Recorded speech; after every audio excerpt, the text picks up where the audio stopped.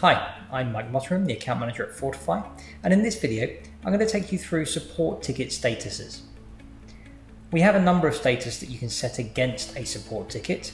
Each have different meaning and will ensure that certain tickets are displayed at certain times.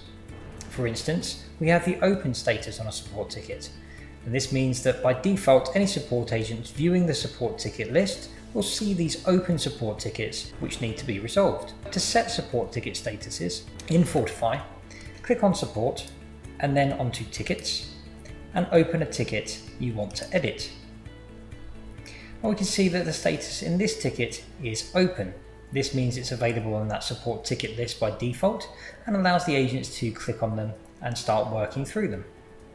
However, we could decide as an agent that this ticket is invalid or a duplicate, spam, etc. and we would need to change the status accordingly. To do this, we can click on the status within the header bar here, and we can see we get a drop-down menu where we can change the status to on hold, pending reply, resolved, invalid, duplicate, closed, or trash. Now trash, invalid, duplicate, there are all ways of saying that this isn't a ticket that we're going to work on, obviously with different reasons, and these reasons all come through to reporting. So you might decide that this is a spam ticket and set it to trash. You might decide that it's an order confirmation of something outside of Fortifi, and therefore it's an invalid support ticket. You might find that it's a duplicate of another support ticket. A customer may have sent in the same support issue more than once, in which case you can set this to duplicate. All of these statuses just change this away from the open status, and therefore this ticket's no longer going to appear for agents to work through. So we have some other statuses on here. We have on hold.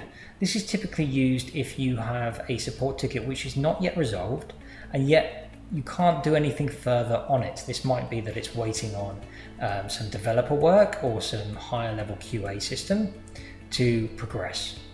In these instances, you can put the ticket to on hold.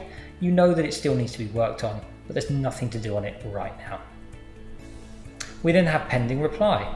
Whenever you send a reply on a support ticket, the status will automatically be set to pending reply. This is the status we use to denote that we're waiting for the customer to get back to us with some more information on this support ticket before we can progress. Once we get a reply in, the status will automatically change back to open, and this ticket will be visible in that ticket list for agents to work on again, and of course now the reply will be in there as well. So the last few we have are resolved or closed. Closed often means we've done everything we can on this support ticket, and this is often the case when you send a response to a customer asking for more information or giving them a solution that may well work, and they never get back to you giving you a confirmation either way.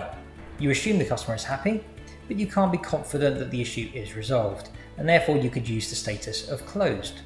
And resolved is the status we would use if you have resolved the issue for the customer.